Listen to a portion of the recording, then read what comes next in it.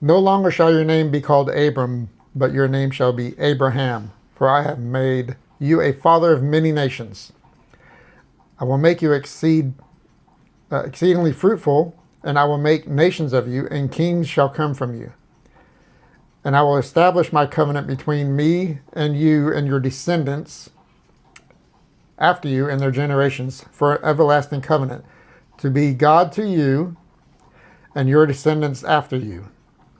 Also, I give to you and your descendants after you the land in which you are a stranger, all the land of Canaan, as an everlasting possession, and I will be their God. Uh, you know, of course, that's the land that they've been given the, as far as man goes, in 1948, correct? 48, when Israel became a state again, their own country, and that is from all the way even down in Gaza. All that land belongs to Jerusalem, belongs to Israel, all the way to the north, and it's specifically laid out what God said. We're talking about where that area covers, whether the Palestinians believe it or not. Gaza is not their land. Yeah. It belongs to Israel, and they were allowed to live in it. Yeah, I mean, once again, we've already touched on this subject before, Yeah, a little bit, yeah. but, the Gazans are not Palestinians. They are Arabs. The actual Palestinians from the biblical times, the only ones other than Israel who could claim ownership of that land were originally Greek, and they all died out in that land. The ones that did not die out got mixed with whoever else and ceased to exist as a nation. Over, I don't know the exact percentages, so I'm not going to say, but a vast majority of the Arabs that live in Israel today, whether it's Gaza or Judea and Samaria, which anti-Semites call the West Bank, and Israel proper, the vast majority of the Arabs that live in that land moved there after 1947, after the Balfour Declaration. And there's a reason for that, because even the Ottomans didn't want Arabs in that area, because Arabs, Muslim Arabs, were a problem. Even for the Ottomans, which were, fellow Muslims, and in fact, the Pope of Islam, the Caliph, was the Ottoman Sultan, and even to him, they were a problem. So he didn't even allow them to move there, and there was nothing there to really do anything with. The land was barren, and they didn't know what to do with it. So all they had were some Berbers that lived in the area that, and they were nomads. They traveled from place to place. They only started moving after Jews started returning. And even Mark Twain attests to this in the 19th century, in the 1800s, saying, the land's empty. Nobody's here, of just a few Jews here, a few Christians there, a handful of Muslims. So, yeah.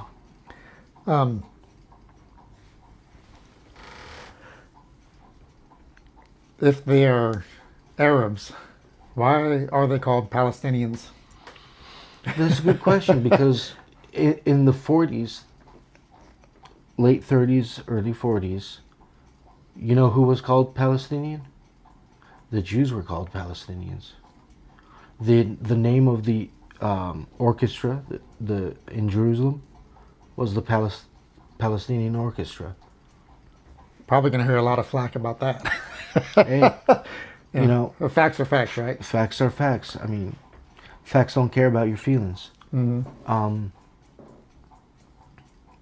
Now I'm going to sound like my drill instructor. don't care about your feelings. Of course, he would have used much more choice They, words. they didn't issue feelings, did they? They did not. But why did they started calling themselves Palestinian? They didn't do that until Israel started using Israel for their name in the land. Once after the Balfour Declaration, once the land was partitioned between Arabs and Jews, that's when they started calling themselves Palestinians, because Jordan is actually Palestine.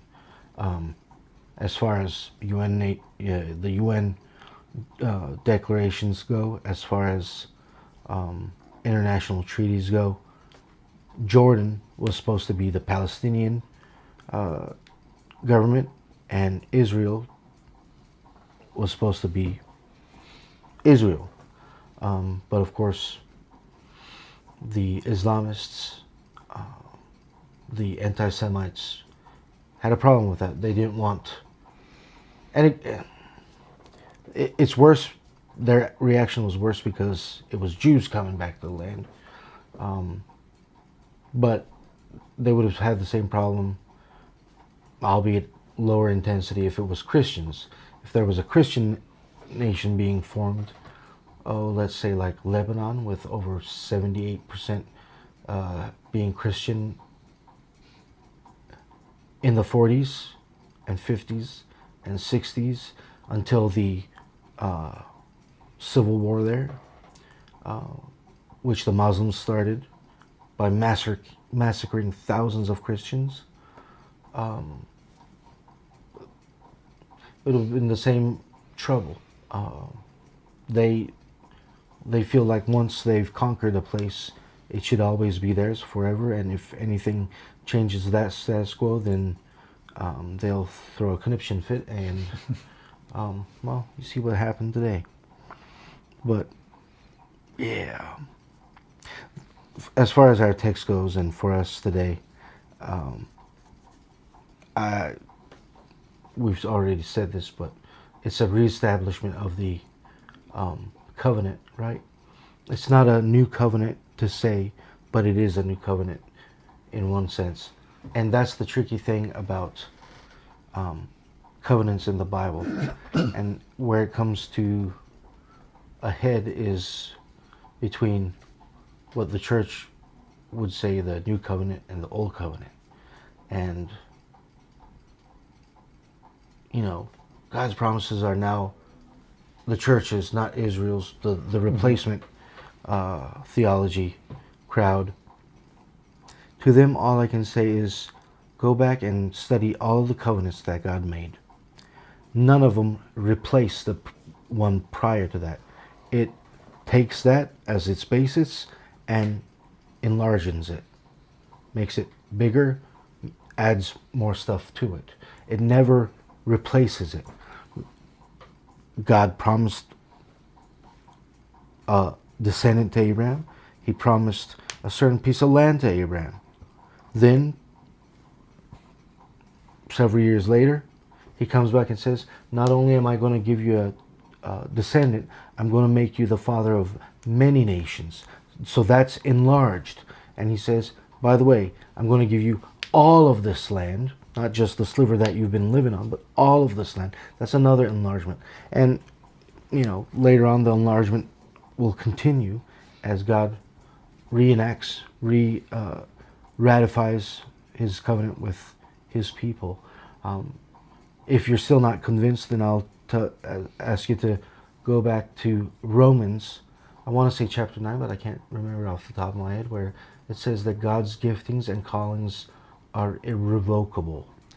And it's, you know, if you look at the text, it's talking about Israel and the relationship between the Gentile believers and Israel. And it's saying, look, you're part of the family now, but that doesn't mean you replace the backbone of the family. You don't replace Israel, because God's giftings and callings are irrevocable. So